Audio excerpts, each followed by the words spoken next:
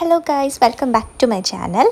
അപ്പോൾ നമുക്ക് ഇന്ന് അധികം ഞെണ്ണിയിട്ട് വലിക്കുന്നില്ല. അപ്പോൾ നമുക്ക് വേഗം നമ്മുടെ റെസിപ്പിയിലേക്ക് പോവാം. നമുക്ക് എല്ലാവർക്കും കണ്ടപ്പോൾ മനസ്സിലായിട്ടുണ്ടാവുമല്ലോ, പുളിയിഞ്ചിയാണ്. പുളിയിഞ്ചി എന്ന് പറഞ്ഞാൽ അത് അസാധ്യ ടേസ്റ്റാണ് കേട്ടോ, അടിപൊളി ടേസ്റ്റാണ്.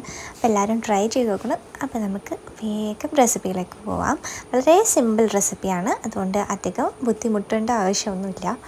അപ്പോൾ നമുക്ക് വേഗം റെസിപ്പിയിലേക്ക് കിടക്കാം. ഒരു മൺചട്ടി വെച്ചിട്ട് അതിൽ കുറച്ച് വെളിച്ചെണ്ണ, കുറച്ചധികം തന്നെ വെളിച്ചെണ്ണ, അധികം വേണ്ട, ആവശ്യത്തിനുള്ള വെളിച്ചെണ്ണ. എന്നിട്ട് ഞാൻ എടുത്തേക്കുന്നത് ഒരു 50 ഗ്രാം ഇഞ്ചി ആയിരിക്കും ഞാൻ എടുത്തേക്കുന്നത്. അതിങ്ങനെ ചെറുതായിട്ട് കട്ട് ചെയ്തിട്ട് നമ്മളിങ്ങനെ വെളിച്ചെണ്ണയിലിട്ട് നന്നായിട്ടൊരു ഗോൾഡൻ കളർ ആവുന്ന വരെ ഇങ്ങനെ വറുത്തെടുക്കാം. വറുത്തതിന് ശേഷം അതിങ്ങനെ കോരി ഒരു പാത്രത്തിലേക്ക് വെക്കാം. ഒരു ഗോൾഡൻ കളർ ആവുന്ന വരെ ചെയ്താൽ മതി കേട്ടോ, കരിക്കരുത്. ഈ ഒരു പരുവം. എന്നിട്ട് കുറച്ച് കഴിയുമ്പോഴേക്കും നമുക്ക് കുറച്ച് കരിവേപ്പിലയും കൂടി ഇട്ട് കൊടുക്കാം കേട്ടോ ഇതിലേക്ക്.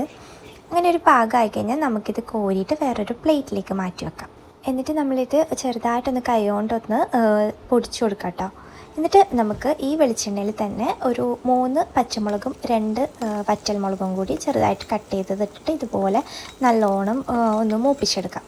ഞാൻ നേരത്തെ നാരങ്ങ വലുപ്പത്തിലുള്ള 2 പുളി ചെറിയ ചൂടുവെള്ളത്തിൽ സോക്ക് ചെയ്യാൻ വെച്ചിട്ടുണ്ടായിരുന്നു. അപ്പോൾ ഈ മുളകൊന്ന് മൂത്ത് വന്നപ്പോഴേക്കും അതിലേക്ക് കുറച്ച് വെള്ളം അതിൻ്റെ ആഡ് ചെയ്ത് കൊടുത്തു കേട്ടോ. അതെന്തിനാണെന്ന് വെച്ച് കഴിഞ്ഞാൽ നമ്മൾ മുളക് പൊടിയൊക്കെ ഇടുമ്പോൾ കൂടി കരിഞ്ഞിട്ട് നമുക്ക് തുമ്മലും കാര്യങ്ങളൊക്കെ വരും. അപ്പോൾ അത് കരിഞ്ഞു പോകാതിരിക്കാൻ വേണ്ടിയിട്ടാണ് അങ്ങനെ ചെയ്തത്. അപ്പോൾ ഞാൻ അതിലേക്ക് 2 ടീസ്പൂൺ കാശ്മീരി ചില്ലിയും 1 ടീസ്പൂൺ മുളക് പൊടിയും ഒരു 1/2 ടീസ്പൂൺ മഞ്ഞൾപ്പൊടിയും ചേർത്ത് കൊടുത്തിട്ടുണ്ട് കേട്ടോ. ഇനി നമുക്ക് ഇതിലേക്ക് കായം ചേർക്കാം. എൻ്റെ അടുത്ത് കായപ്പൊടിയില്ല, കായപ്പൊടി ഉണ്ടെങ്കിൽ അതാണ് ബെസ്റ്റ്.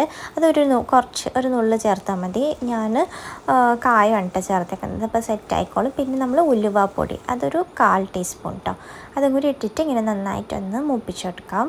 നമ്മൾ നേരത്തെ കുറച്ച് പുളിവെള്ളമല്ലേ ചേർത്ത് കൊടുത്തിട്ടുണ്ടായിരുന്നത്. ഇനി നമുക്ക് ബാക്കിയുള്ള പുളിവെള്ളം കൂടി ഇതിലേക്ക് ചേർത്ത് കൊടുക്കാം കേട്ടോ. നന്നായിട്ട് പിഴിഞ്ഞിട്ട് അതിൻ്റെ ഒന്ന് അരിച്ചതിന് ശേഷം നമുക്ക് ഇതിലേക്ക് ഇട്ട് കൊടുക്കാം. അരിച്ചിട്ടില്ലെങ്കിലും കുഴപ്പമില്ല, പക്ഷേ അരിച്ചാൽ കുറച്ചും കൂടി നല്ലത്. ഇനിയിപ്പോൾ നമുക്ക് ശർക്കര പാനി ഉണ്ടാക്കി വെച്ചിട്ടുണ്ട്. അതൊരു 50 ഗ്രാമാണ് നമ്മൾ ഇഞ്ചി എടുത്തത്. അപ്പോൾ അതിന് കണക്കായിട്ട് ഇപ്പോൾ എന്താ പറയുക, ഒരു 50 ഗ്രാം ആണെങ്കിൽ ഒരു 3 ക്യൂബ്സാണ് ഞാൻ എടുത്തേക്കുന്നത്. 3 ക്യൂബ്സ് ആയിട്ടുള്ള ശർക്കര മെൽറ്റ് ചെയ്തിട്ട് നമ്മൾ എടുത്ത് വെച്ചിട്ടുണ്ട്. അപ്പോൾ അത് ഞാൻ ഇതിലേക്ക് അരിച്ചതാണ് കേട്ടോ, ഞാൻ അതിലേക്ക് ചേർത്ത് കൊടുക്കുന്നുണ്ട്. ഇനിയിപ്പോൾ നിങ്ങൾക്ക് മധുരം കുറച്ചും കൂടി വേണമെന്നുണ്ടെങ്കിൽ കുറച്ചും കൂടി ചേർക്കുക. ഇത് പെർഫെക്റ്റ് ആണ് കേട്ടോ, ഇത് പെർഫെക്റ്റ് ആണ്, എല്ലാം കറക്റ്റാണ്. അപ്പോൾ ഇനി നിങ്ങൾക്ക് എക്സ്ട്രാ വേണമെന്നുണ്ടെങ്കിൽ ചേർത്ത് കൊടുക്കാം. അതുപോലെ തന്നെ എരിവ് വേണമെന്നുണ്ടെങ്കിൽ കുറച്ചുകൂടി മുളക് പൊടി ചേർത്ത് കൊടുക്കാം. അപ്പോൾ എല്ലാവരും ട്രൈ ചെയ്ത് നോക്കുക, അടിപൊളി ടേസ്റ്റാണ് കേട്ടോ.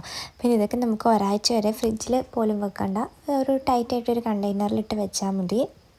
അപ്പോൾ ഈ വീഡിയോ ഇവിടെ വെച്ച് അവസാനിപ്പിക്കുകയാണ്. അടുത്ത വീഡിയോ ആയിട്ട് നാളെ കാണാം. ബൈ.